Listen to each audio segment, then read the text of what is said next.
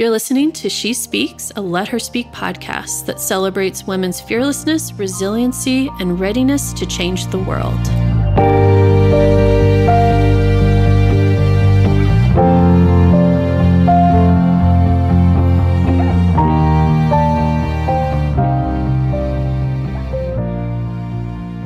Welcome back to the She Speaks series. This is Catherine Porth, the founder of Let Her Speak. And the episode you're about to hear, it will be between Emma Moran and Alysia Bullock. Emma is a graduate of our Let Her Lead program, and she was in the Established Leader cohort, and Alysia was her coach throughout the program. And these two women have a really amazing conversation and a dynamic of going back and forth with the journey that Emma specifically has been on for the last few months. To give you a little bit of context, there's been a lot of changes, a lot of new realizations within Emma's leadership journey, and she opens up a lot about what that has looked like and how she has been able to evolve as a leader and find herself in the type of leader that she really wants to be and how she wants to show up. Emma is a planner and is trying to learn how to adapt and be flexible. So any of you out there who are fellow type A's and love to know everything that needs to happen and make sure that it happens exactly in accordance with your plans, hearing from Emma will probably help you take a little bit of a breath and recognize that we can't control everything and we have to adapt and be flexible. Choosing how you respond to those in those situations is also something that they dive into, and connecting with teams if you work remotely. So Emma is fully remote, and which is a completely different dynamic when you're talking about working with others and leading others. So if that also is something that you're struggling with, this is a great episode to hear from Emma and Alysia on how she has been able to navigate that space. So let's dive into this incredible conversation between Emma and Alysia. What did you do during the snowpocalypse? Honestly, I was very surprised at just watching everybody else and how they handled it. Very thankful to work from home. Were you on social media at all? Because that was just like entertainment in itself. People on social media talking about I just had to look out my window, and it was entertainment enough because there were so many abandoned cars. They didn't plow. I guess Tennessee does not, or at least our county didn't have the infrastructure to deal with it. But honestly, it was really nice. It reminded me a pinch of COVID times because it was quiet. Meetings were canceled. Businesses were shut. So there was this weird calm about it that I said, okay, this is very interesting, and just gave me a sense of peace, honestly, to stay at home. So I didn't feel the pressure, which I know we often talk about, like pressure and work and things like that, but I didn't feel the pressure to go out or to be anywhere, and I don't think I felt that since COVID. That's so good. It was nice. Yes. I was out of town. So I was in sunny California, I think 2 days right before it started snowing. So I flew back into it, but it was interesting being gone for the bulk of it. So I came back, and I didn't really get the good parts of it, where you got to sledding and everyone has the day off, like all of that kind of stuff. I came in at the end when it was a second set of wintry weather and more dangerous road conditions and trying to clean up. So it was a little. I think people were over it by the time I was coming back from California. Well, and you were also under the weather recently. So yes. You had that. Yes. You had a trip to California. We threw in the snowstorm. Have you headed back to work yet? I have. Okay. The benefit, I work remotely. So one of the benefits that I get to experience through that is I was able to flex and adapt, like take time off for being sick. But then also when I needed to travel, I was able to actually even do a little bit of work from California to kind of stay up to speed. And my managers and everyone was just super understanding. So I was able to, cut off and have the break that I needed, but also be able to, keep up to date with some of the stuff because it just turned into such an unusual month for me. Right. Well, I'm happy to hear they were supportive, though. Right? Yes. You had mentioned, we had talked quite a bit about the number of changes that were happening in your role in the company. And then, to have all of those things that we just mentioned, on top of it, so I'm very happy to hear that they were understanding. How was it for you transitioning back to work? It was pretty challenging. The last few weeks for me have been mostly just a lot going on outside of work. And so that can sometimes just be distracting, just like a lot of emotions, a lot of things on my mind. And so, it's challenging to focus, during work when there's so much happening outside. But we have a really family first work culture, supported through all levels of leadership. And so I'm just really grateful to be able to be where I'm at. Good. Well, since you work from home, how do you make that come alive in your own house? Because with the kids home and, managing, being a working mom too, those lovely distractions are right there. Yes. In the home. I do have to say that I felt it was reminding me a little bit of COVID times as well that week because we do have school-age children. I was still working from home and we were all snowed in and, couldn't go anywhere. So we were all kind of on top of each other as school continued to get canceled in Knox County, which I'm grateful for because we want to be safe, of course. And the roads just weren't, right for the buses and all of that. But it's challenging. It's interesting because when I talk about working from home, I've actually worked from home since about 2016. So years, before the pandemic, I guess you could say years before it was cool. And it's not the same when you have everyone home and in the house. On a regular basis, it's still very quiet. I just get to be in my own home. I have lots of opportunities for breaks and things like that. So even through some of the weather we've had recently, it's unusual to be closed inside the house, not be able to leave, and have everyone kind of loud and with all the noisy distractions and kind of on top of each other in that way. Right. One of the things I picked up from our conversations was your desire to have a plan, to have things planned out. And you mentioned a couple of things where it was unexpected, not planned. And just wondering, how did you keep your own sense of peace and calm? I would say one of the best things I've learned, both from working remotely and from some of the recent changes my company has gone through, is how to stay flexible and how to adapt, even when it's uncomfortable. And that has been a really good growing point for me, because even when we find something that works, it usually only stays that way for a certain amount of time. And so I have gotten used to the ideas of having more of a routine versus a schedule, something that can flex and adapt. Always being self-aware of how I'm feeling, how I'm doing, what's working for me, what's not working for me, what's working for the family and not working for them. So I think just really keeping that mindset of how do we continue to ensure that we're putting our well-being first, that we are prioritizing, family. When are the times that I do need to prioritize work? What does that mean? And just having that constant communication, with my family and with my, managers and coworkers and things like that. That's, I've just learned like that's one of the best ways to move through it and to just, again, stay flexible and expect the unexpected. That's become my new mantra. Expect the unexpected. The only constant in life is change. All of these really resonate with me strongly, and I've learned to sort of just accept that. And it's just part of how life is, and it helps me roll with the punches. How have you, from an emotional standpoint, right? What have you noticed in yourself on how you respond to change? I think I have changed over time in how I respond to change. And so I would say now, where I'm at now is there's always some sort of initial feeling about it. And I know you and I have talked about this through our conversations. And that could be positive or it could be negative depending on what the change is.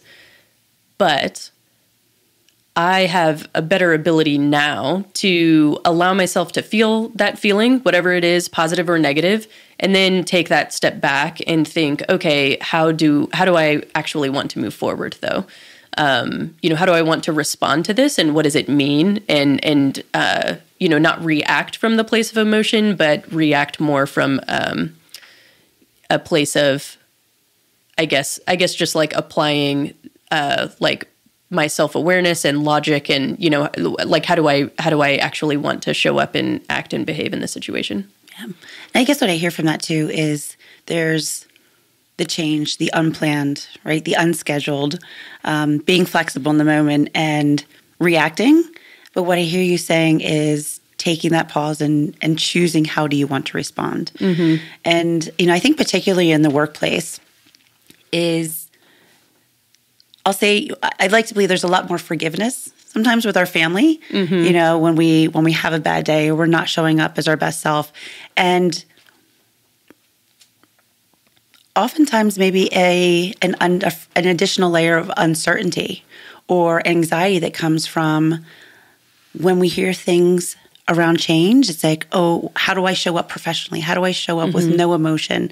Right. And that's really hard because then we talk about showing up as our best selves, but sometimes our best self isn't our best self, particularly mm-hmm. when we are in the workplace and there's an element of change. So, I think that pause is the grounds to give us the space to choose how we want to respond versus react. Mm-hmm. So yes. How do you create that when you talk about creating that space so you can choose that? What does that look like for you? I think there's a few layers of how to actually create that space. There's one piece of it that is just having an ongoing self-awareness and caring about being in like a centered, peaceful state not all the time, because you can't, perfectly control your emotions all the time. But, having the mindset of, I need to do these things or put into place like XYZ routine in order to show up as my best self every day. And this is what helps keep me grounded. This is what helps keep me centered, understanding that there are always ongoing changes and uncertainties and things that show up during the day, whether that's at work or at home, frankly, especially as a parent. And so there's that piece of it, which is just accepting and acknowledging this is how I want to be on a regular basis through most days. And so tactically, what that looks like for me is understanding, what does it mean then to get myself to that place on an ongoing basis, regardless of the specific situations that show up. So whether that's getting the right amount of sleep, waking up at a certain time, doing some journaling or reflection or meditation or, having, listening to certain music that helps like calm me or get me excited for a day, that type of thing is really helpful. And then I think there's another layer, though, of dealing with specific situations as they're coming up. Like, how do I take that pause and what do I need to do in the moment of specific things at work or frankly at home too, and how to take that pause in the moment to make sure, that I'm like you said, not from a place of reactivity, responding from a place of reactivity, but from like a proactive approach. How do I mm-hmm. actually want to show up? And I think for me, those can sometimes overlap, but they're kind of two different things, like two different skill sets.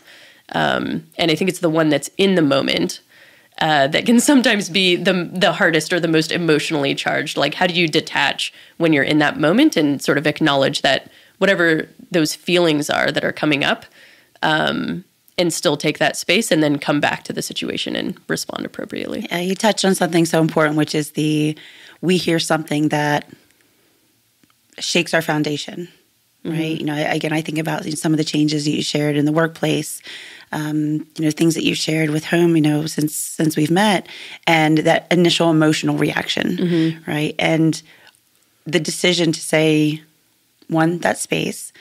And you mentioned some really beautiful tactics, which I subscribe to as well, to try to, keep myself yes. sane. So whether it be creating just a moment of silence or exercise or meditation mm-hmm. or just writing things down or, even 2 or 3 minutes sometimes just to recenter. I'm going to ask you, what does that look like in the workplace, right? How do you create that space for yourself in the workplace, in the moment? Mm-hmm. So for me, the workplace has been remote for years, like I shared. So I start with that because I think this can look different for different people. So I'm obviously coming from the place of I work remotely. Most of the company is remote. Some people are in sort of like a hybrid situation. But we operate basically remotely. So what that looks like for me really tactically is making sure that I take a break if I need to, literally get up from the computer, leave, walk around, pour some more coffee if I need it, take that space before responding. And for me, usually those responses are, through whatever our company messaging platform is, emails, like whatever sort of that standard communication is. And for us, those are virtual options. Now, of course, when we're on a video chat, that's different because everyone's live and we're all talking together. And so I think, again, that's like a slightly different skill set. But I think those things are important. Like sometimes there's an urgency that we feel like when we're constantly online.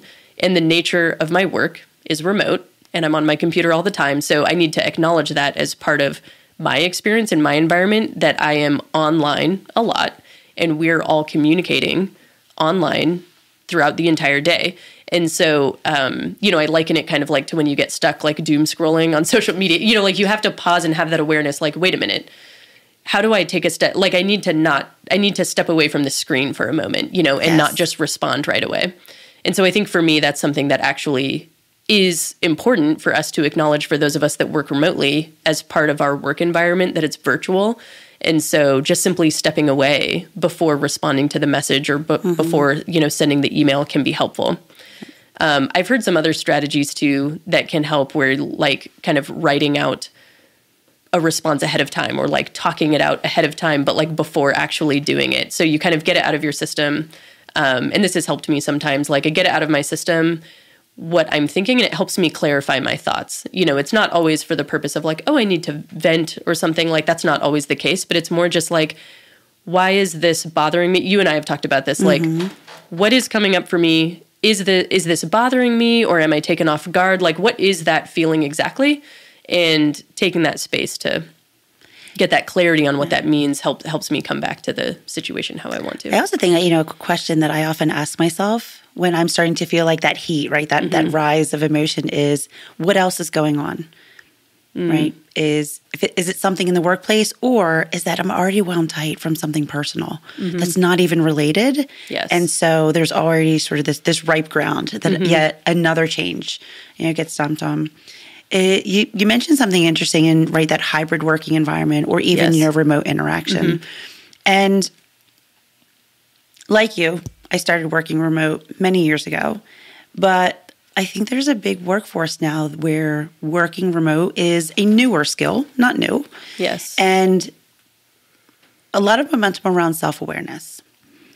But particularly when we're talking to people, to teammates, to colleagues over Zoom, is we don't have the beauty of a lot of body language, or a lot of, the face-to-face interactions where we could really get a sense on what the situation is. How do you keep yourself tuned into stress levels of other people, right? I think about particularly your team, right? As you manage this team in the workplace, they're experiencing the change too. You've got some strategies for yourself. What do you do to tune into other people on your team to help them as their leader? Working remotely, I think getting to know people personally, it's always important, but I think there's an extra level of importance when you're working remotely because you don't have the in-person interactions all the time. You have the virtual interactions. So I do spend a lot of time making sure I really get to know people. How do they typically talk via like messaging, text, and what that tone tends to look like, and how do they typically talk on video calls, right? And what is their body language typically like when the mood is really positive and upbeat, or when it's challenging, or when it's stressful, and just sort of like, it's similar to what we do in person, but there's other cues that we can take, and it doesn't, and it's a balance too, because you don't want to read too much into things either. It's always easy to misinterpret something over text, but I think to say that it means nothing over messaging or means nothing if someone has their camera off, that would probably be too strong as well. So, it's like a balance of not reading too much into it, but also like really caring about people and getting to know them. And one thing that I do is I also try to have just casual conversation with people. It's very easy remotely to get caught in back-to-back meetings because whether the company intends to or not, there's sometimes this culture of, oh, well, if you're just virtual, you can just hop on whatever you need to. Whereas in the office, people generally like, you gather, you kind of chit chat a little bit, you meet people in other parts of the office, or like people understand break time so you can walk to wherever you need to go. And some of that is missing virtually. You don't know if someone's like just getting up to go to the bathroom, just these little things that we take for granted in person. And so I think taking those extra steps to just chat with people at the beginning of meetings or the end of meetings, like get to know people personally, like what are they like, again, when they're, in some of their more normal state moods, and how do they respond during stressful times? I think that's so important. I think about some of the work that I've done around team effectiveness, and there's so much power in those conversations around how do I like to show up? How do I like to communicate? How do I like to influence? How do I like to stay connected socially? But the inverse of that, like you said, is, what does it look like when I'm stressed out? How do I show up? And the beauty in being asked that question, and I tie that to somebody cared enough to ask me that question. Somebody cared enough to pay attention to when I may not be at my best. They now have some indicators to help me get on track or to notice that. And we talked about that power of that pause, right? Reaction versus response I think that's a learned skill. It's something that I am learning, have continued to learn. Something I wish I learned 20 years ago, but didn't. So I'm happy to be in this place now. But I think as you learn it, or as you said, you have those strategies to learn, where as the leader, we may be in a position where we have to create that space for someone else. Yes. I think really tactically, you as a leader, you can just ask too. Like you said, create the space. How are you feeling? There's a lot going on right now. How is everyone feeling? Are there any questions that I can answer? And I'll do my best. And, approaching it from that perspective just gives people the space and helps people know, like, okay, this is a time that I can ask this question. Like, this has been, on my mind. And I think what's most important is doing that all the time, and not just in the times when things are stressful or when there is conflict or when there is, really big business changes. And that's where I think we come full circle to this idea of like preparing ahead of time and reflecting ahead of time. How do I want to show up? Because that is where I have found I've been able to be a certain way or do my best to live aligned to my values as a leader more than just in the challenging times. And that builds trust with employees over time and with, but not just employees actually, but, managers, stakeholders, people that I partner with. And that allows us to, when it is those difficult times, to like already have that trust to be able to stand on. What are some of the things you've done as an employee to your manager, to your leadership, to help establish that, recognizing that, the skills that we're talking about today that are necessary for effective leadership, at least in my experience, these aren't skills that were necessarily taught or even expected, 10, 15, 20 years ago. So we have this cohort of leaders or senior leaders who I almost feel are learning these skills alongside of everyone else. Yes. And so you think about your position as an employee, to this leadership, what do you see the role that you play in helping your management and your leadership learn some of the things that you're working on today or have learned for yourself? There's two things that come to mind for me and that I personally tried to do. And one of them is I always ask my manager how they're doing also. I think it's really easy to come to your manager with the list of things that you need answers for. And this isn't unique to the remote environment, but, sometimes we need questions answered. We need direction for how to move forward in a certain way, or we have like results or, summaries of things or updates of things that our manager is interested in. But I always try to make a point to also ask how they're doing. They're under a certain level of stress as well and have their own set of stakeholders, own set of pressures and asks. So I think just like showing up with that level of empathy and sort of reciprocating that relationship is sometimes helpful to just give everyone the space to pause, and is something that, frankly, I think a lot of people don't think about or forget to do. And I picture it as like, what if I'm the only person that actually asked how they're doing today? And so I don't just so I do that with managers as well, not just people sort of around me. And the second piece is being as open as I feel I can be with how I'm doing. Because I think, again, like you said, there's everyone's learning this new skill. How do we build these relationships remotely? How do we have the conversations that we're used to having in person? Everyone's learning that at the same time. And so I think sometimes just proactively being willing to be a little bit more open, when someone asks how you're doing, instead of saying fine, answering succinctly and clearly, like, I'm doing okay.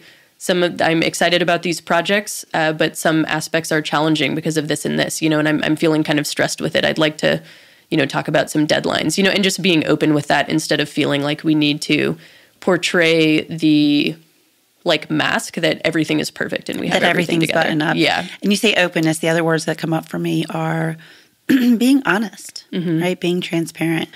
And you mentioned a big contributor to stress of leadership, in these times of change is there's a lot we don't know, right? We may know why we're choosing to change, but how it affects people's roles, how it affects people's skills, what are we going to communicate, right? There's the whole era of change management that we ask leaders to step into, and they step into it knowing that there's a lot of unknowns, right? So with what's been going on in your workplace and now as a leader, and you thread in a lot of the unknowns, how have you been able to step into that role where people are looking to you to say, help me alleviate my stress, help create a calm? Yes. And sometimes there's just not the answers to be had. Yes. I think there's a couple levels for me, because I am in, I guess just at the simplest terms, like a middle manager role. So, I'm managing people, but also, I'm managing up as well with people who, to as you described, like they're less and less in the details, right? And so I think there's two pieces to that. One, that I have been the first that I've been experiencing recently is, how do I make sure that some of the things that are most important to stakeholders still move forward and get done, whether that's directly by me or someone else. So just at the highest level, ensuring that in the midst of the change or uncertainty or, who not everyone has the answers, how do we still execute?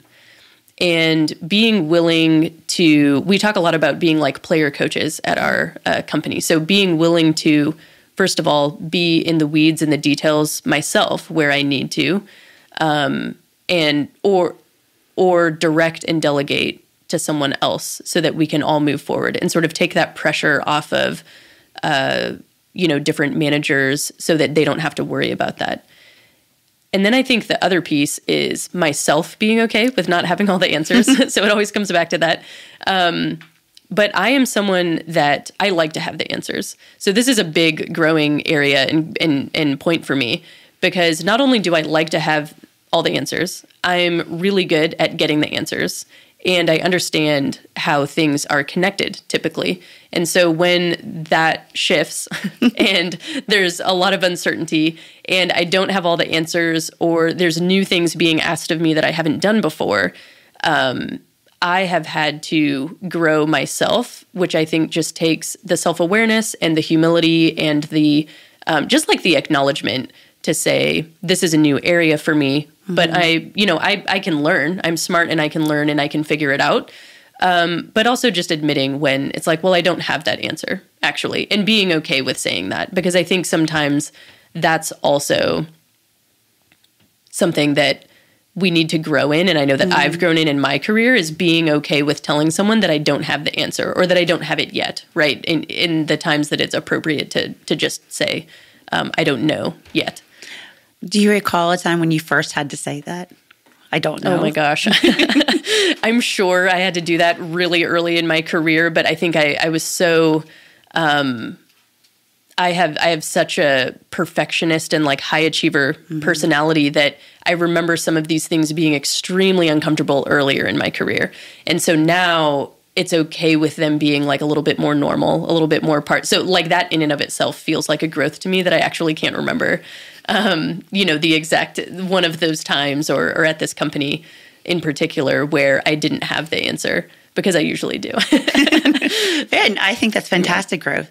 So thinking about high achiever. I brought up a hot topic there. Yes, absolutely. Do you still consider yourself a high achiever now? I do think so. And how has that changed versus maybe some of your earlier definitions? Yes. Yeah. So I usually try to just say achiever instead of high achiever, but I didn't this time. So that's one change that I've made. But the other change that I've made is actually just accepting it. I used to spend a lot of time focused on my weaknesses or ways that maybe that was holding me back. And I've found peace, actually, and growth in just accepting that this is actually a really strong area of mine. It's actually a strength of mine. So really reframing has helped me as a person and throughout my career. At the same time, I do need to be aware of where that works against me, though, such as how sometimes perfectionism can come along with that. And that's not always helpful in the workplace and to move the business forward, and definitely not as a leader when you cannot always be perfect and you can't ensure that everything is perfect. So how I've grown is really understanding the power of, good versus perfect, progress over perfection. All of these fun cliche phrases have actually really helped me. And I assume people like me as well, where we struggle with that. Like, how do I put out a first version of something to get feedback on something like that, even though I know it's still a draft, when I would prefer to, have something perfect tied up with the bow. Look at this amazing work that Emma did. So that's been an area of growth for me. So I reframe it as positive, because what this aspect of my personality does for me, though, is I have a really good ability to focus for a long amount of time. It helps me be good at what I do. It helps me be good at my job. It helps me go into the weeds with the people around me when we need to. And then I can also come back out of that, though. I have the ability to have strategic conversations as well. And so this is a positive, especially when sometimes there are just hard things that need to get solved and you just need time and you just need to focus. And I view that as a positive. But I do also, try to be aware of the times that can hold me back. So as a self-diagnosed recovering perfectionist myself, and I'll offer one additional cliche that I use is trying to segment work in terms of what needs to be A+ work, like A/B work versus pass-fail. Yes. And I think segmenting, again, the quality of that work, or really how much effort I put into it. The other thing that I've learned, I think, again, some of the self-discovery journey around perfectionism is holding on to those ideals of being a perfectionist created so much anxiety, and recognizing that there was a tremendous amount that was hinged on the result that I would expect that was completely out of my control. And it created the opposite effect for me, which was, as a perfectionist, I want to control everything. And therefore, if I control it, the outcome is going to be something that is mine. But then when I took a look at the scenario in terms of where I wanted to impart my beautiful perfectionism, all I was doing is frustrating myself because the elements of the success were not in my control. So I think still a learning journey for myself. I think for me, when I think of that question of how do I want to show up? Perfectionism was never the answer. When I really thought about that question, it wasn't actually about how do I make this perfect. It was for a little bit, but when I really, as I started to grow and I started to take that step back and understand, how do I actually want to be as a person and as a leader and as an employee and as a manager and, all of the things, it really never came down to that, to being perfect. In reality, it was about a lot of other more meaningful things. And again, that's where I think it's important to know that. And what's been helpful for me is to know that about myself, to know what those values are, so that when I'm in those moments, I don't revert back to my perfectionist tendencies or other things that have been not as ideal in the past. Do you think being a manager of people or a leader in the organization has also helped that? Yes.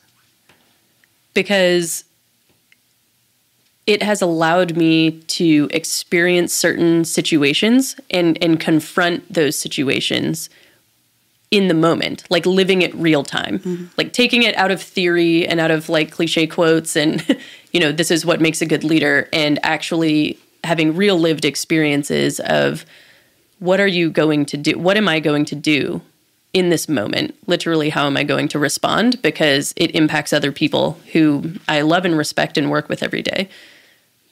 And that makes it real. That's like, where the rubber meets the road. And, it's time to show up and act how I want to. Yep. You shared some, again, beautiful strategies and just in the time that we've spent together, just seen so much growth. And also in that short period of time too, you've experienced so many changes in the workplace. If you think about where you are today, what's next on deck for you when it comes to here's how you want to expand your learnings or learn something different or greater to build on top of what you've already done? So one thing for me that's always been true throughout my entire career is that I've always wanted to continue to grow as a leader and managing people and working with teams and other people. I'm on the side out of my work skill set. I am fascinated all the time by people, our motivations, how we work, organizational behavior, and psychology. So that's something that's always been true for me over time, and I hope that I can continue to grow in that way, where I'm at now. At the same time, I love learning new things, and so I have new skills that I want to learn. Going through some of the changes at my organization and being part of a new team that I haven't been part of before is giving me exposure to things that I haven't had a chance to directly do or directly experience, meetings that I didn't used to be part of because it wasn't part of my role, right? So I'm like being able to experience new conversations, new ways of thinking from other people and other parts of the organization. And I love that. I love that I'm able to take what I already know and still perform and grow and still, be a strong contributor to my company, but also learn new things that are stretching me and helping me grow outside of my comfort zone, because that's just going to help me, in the long run. How do you make sure that sense of learning and growth and having the space to do all of that in a new role is granted in either a development plan or expectations in your job? Where are you sharing sort of that support in the workplace? Yes. So I work for a great company that has benefits that support this. So I'm able to, on just a really practical level, request different programs or funds or things that I need to continue learning. But another tactical thing is sometimes just requesting to be in the room, or in my case, the virtual room, being asked to, or asking, sort of advocating for myself, like, hey, can I get put on those meetings? Or, setting up new time with new people to like chat and get to know them, because, I'm moving into new areas. And so it makes sense for me to kind of build relationships with new people that I haven't spent time with in the past. So those are some really tactical things, but I think also it's just a mindset. You could probably take my story and what I have experienced and easily see a different story or a different outcome. And for me, I choose to see it as an opportunity to grow and to keep growing, and not to look at only the negative side. I use that term kind of loosely, like, the challenging side. That's one way to look at it. But I think there's a mindset aspect of this where that's where I choose to look at, this is the positive. This is where I'm growing. This is tactically what this means for me. This is challenging, but this is where, the outcomes are going to be better for it. Yeah. And I love that you've been able to do that for yourself, right? Again, going back to that pause and how do you want to show up and how do you choose to respond? And I think for others that may be still in that learning process is it's hard to get out of our own way sometimes. We're in a situation and we see it for what it is. We either have history with the relationships with our colleagues. We understand some of the culture of the company. So sometimes we frame these stories that can be so limiting for ourselves. And again, I love that you shared, where you'll be able to reframe it for yourselves. But I think when we get stuck in those situations where we can only see, one perspective, I think there's a beauty in either having a friend or a mentor or somebody who can, sit beside us and say, what's actually true? Or I see it from a different perspective. Or have you considered this? And I think without that challenge to help us reframe, sometimes we can get stuck in a story, like I said, that may or may not be true, and that may limit us from even seeing, what the positive or potential is in that scenario. Yes. Thank you for being that person for me during this No, program. You're welcome. I'll share with you. There's a lot of people that have played that space for me, in a number of different things, personally and professionally.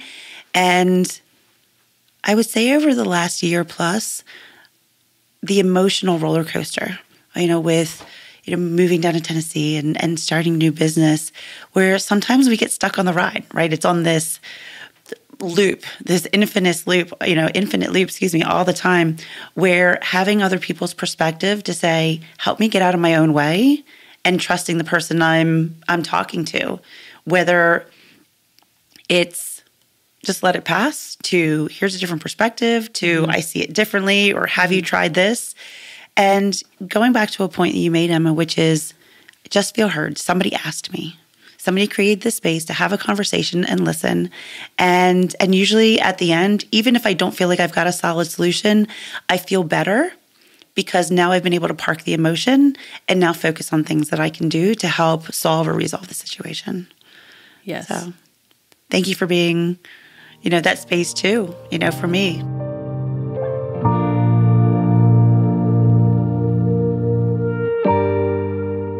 Now that you've had an opportunity to learn about Emma's leadership journey, let's listen in as she shares the legacy she wants to leave behind.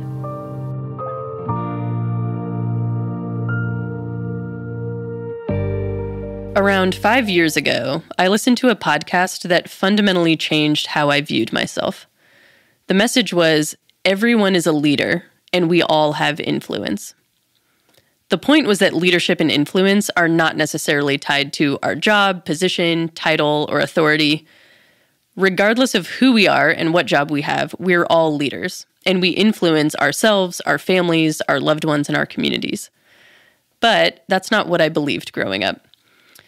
I was very intelligent, athletic, and creative, yet also incredibly shy. I never volunteered for anything, never led anything, never joined clubs and groups, and doing anything over the phone, like ordering pizza or leaving a voicemail, absolutely terrified me. I didn't quite fit into any molds, and I spent years trying to find where I belonged. Why would anyone be interested in what I have to say? Thankfully, I became more comfortable with myself as I grew out of that phase of my life, and I started to dream a little bigger.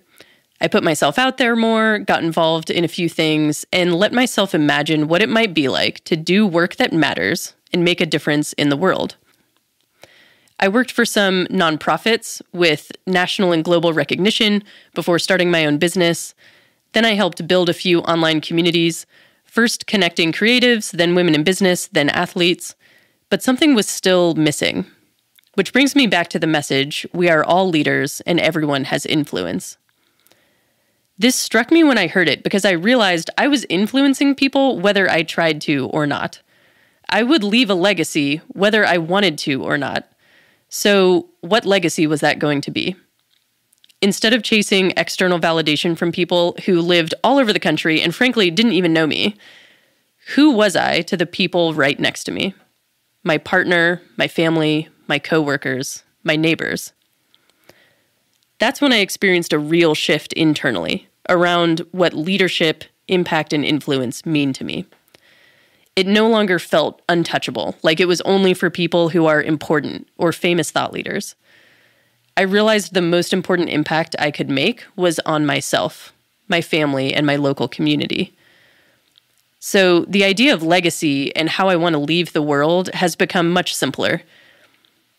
I believe that change and impact start with me, personally, and in each individual relationship that I have with other people. So when I think of legacy now, I'm inspired by the words from Maya Angelou. People won't remember what you said, they'll remember how you made them feel. I want people to feel heard, loved, and valued. Can others be fully themselves when they're with me? How well do I listen to the person talking to me who's sharing glimpses into who they are? Do others know they have value and worth and that I accept them just as they are? Am I still learning? Am I still willing to change? Am I open to that? Am I trustworthy? Can people rely on my character and my integrity? I thought about wording some of these as statements, but I like keeping them as questions because we're always changing, evolving, and growing. And we're not perfectly consistent all the time. For me, phrasing these as questions gives me the room to gut check myself and how aligned I am with my own values. Ultimately, I want to leave the world a kinder and safer place than how I found it. I love learning about people's dreams, their desires, their motivations, what's important to them. I want to hold space for that, for other people to be their best selves and to live bravely, authentically, and joyfully. Because I spent so much time in my life not realizing the influence I had on others and trying to feel like I belonged, sometimes in spaces and with people who were never going to accept me. I assumed having an impact was always for other people. And I now know it's not just an opportunity, but my responsibility to acknowledge the leadership and influence that I already have and to make a meaningful impact every day, no matter how small. So my challenge to you is, what legacy are you leaving? And is it what you want it to be? If not, now is the time to accept. You are a leader and you have influence. What will you do with it?